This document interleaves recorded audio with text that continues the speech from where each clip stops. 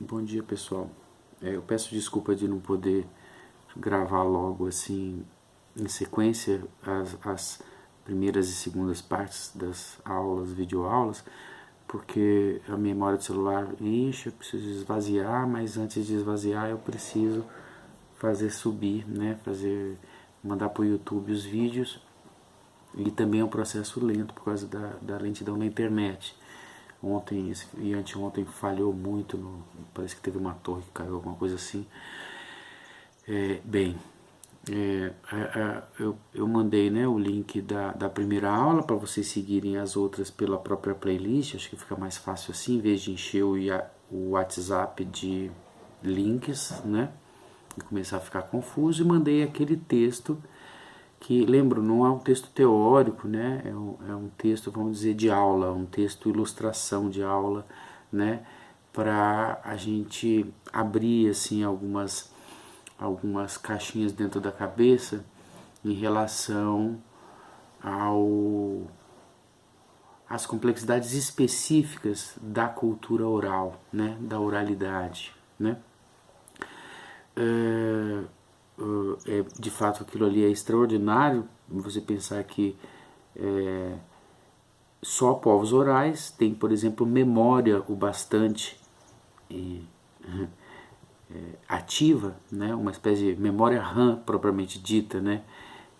Ou seja, memória de processamento para, por exemplo, executar o que a gente seria no computador, por exemplo, seria vários, acho que aplicativos, né? Vários softwares ao mesmo tempo. Ali eles estão em 18, 20 assuntos diferentes, processando todos eles ao mesmo tempo, né? Então, entre outras coisas que as culturas orais na história do Ocidente, ou sobretudo as culturas orais nessa horizontalidade da sincronia do presente, elas têm uma capacidade de memória, isso é um conhecimento antigo, né?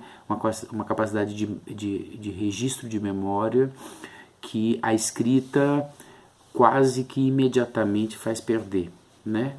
Isso fala-se disso há muito tempo, inclusive que se fala isso em estudos helenísticos, né? Estudos de língua e cultura grega, como eu já tinha referido antes, anotando que os textos homéricos, por exemplo, a Odisseia e a Ilíada, que são os textos fundadores, né, da chamada literatura ocidental, eles são documentos registrados. Existem várias hipóteses sobre como esses documentos foram registrados, mas de uma tradição oral anterior, que talvez tenha durado 1000 anos, né, pelo menos, né, de sacerdotes, como o nome de Homero talvez indique que é também um sacerdote, né? Como os sacerdotes que aparecem sobretudo na Odisseia, tem dois momentos, o Demódoco e acho que é Fêmio e Demódoco, os dois sacerdotes que são os aídos, né? Cantores, poetas que recitam de memória, invocam a deusa memória e recitam de memória o seu canto, né? Então a gente tem que imaginar que cantos longuíssimos como uma Ilíada eram muito provavelmente guardados na memória desses iniciados. A gente tem muito pouca informação de como é que seria essa iniciação, né? Mas eu suponho, né, alguns supõem, é uma iniciação como de tantos outros como é que chama? Outros sacerdócios que exercitam, praticam, né, a transmissão. Então, os aedos, como Homero e Hesíodo, são os dois que nós conhecemos da cultura grega antiga, eles são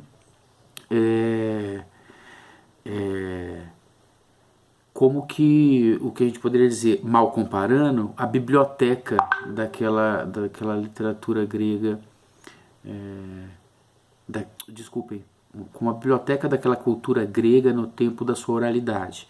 Mas é mal comparando, por quê? Porque não é biblioteca, é anterior à escrita, né? E ainda que eles sejam sacerdotes preparados para invocar a memória e fazer falar por sua boca a deusa e fazer aparecer na mente dos que ouvem a Guerra de Troia, ou a viagem de Ulisses, ou a origem dos deuses e os pais e filhos entre eles, etc. Sacerdotes como esse só podem existir numa cultura que tenha de tradição oral, né? Ou que tenha muito intensamente a presença da oralidade, né? Na Idade Média, por exemplo, a gente sabe que há uma coexistência bem importante, né? Que vai durar até depois um pouco da Idade Média, por exemplo, na cultura da Companhia de Jesus, né, dos jesuítas, né, exercícios de memória, mas de gente letrada, no caso, por exemplo, da Companhia de Jesus, né, Padre Vieira guardava tudo de memória, né, então as tradições letradas que duram até o século XVIII, por exemplo, elas são ainda muito baseadas em uma cultura de tradição oral, ainda que seja uma cultura de tradição oral da erudição, né, da fundamentação letrada do conhecimento. Na Idade Média especificamente, que é o assunto daquele teórico que eu tenho mencionado para vocês, que é o Paul Zumthor, né, isso é mais importante. Não é por um acaso, por exemplo, que a rima é um fenômeno, em princípio formal, né, só da poesia, mas ele é um fenômeno inventado, digamos, na Idade Média. Por quê? Porque ela é um recurso mnemônico, né? Os gregos e os romanos não usavam rima, né? E ela é um recurso de memória, de memorização, né? Uma rima, numa estrofe, ela vai puxando os versos de baixo, né? Como a gente ouve, por exemplo, num cordel até hoje, né? Então, um romance, como se chamava, né? Aquelas narrativas longas de guerra, de gesta, né? Na Idade Média, eram guardadas e cantadas, né? Muitas vezes por poetas analfabetos que criavam aquilo e alguém letrado era quem escrevia. Então, as relações entre cultura letrada e cultura escrita, cultura letrada, escrita e a oralidade, elas são muito mais complexas do que a gente hoje visualiza, né, com um certo esquematismo que, sobretudo, o livro didático, de alguma forma, produziu para nós, né, inclusive com essa hierarquização, né, da prática letrada sobre as práticas orais, e uma hierarquização que tem um componente importante na minha análise, que é uma hierarquização que está no fundo do fundo, historicamente fundada numa distinção que é baseada em preconceito, mas uma distinção de origem grega e romana entre trabalho intelectual e trabalho braçal, né?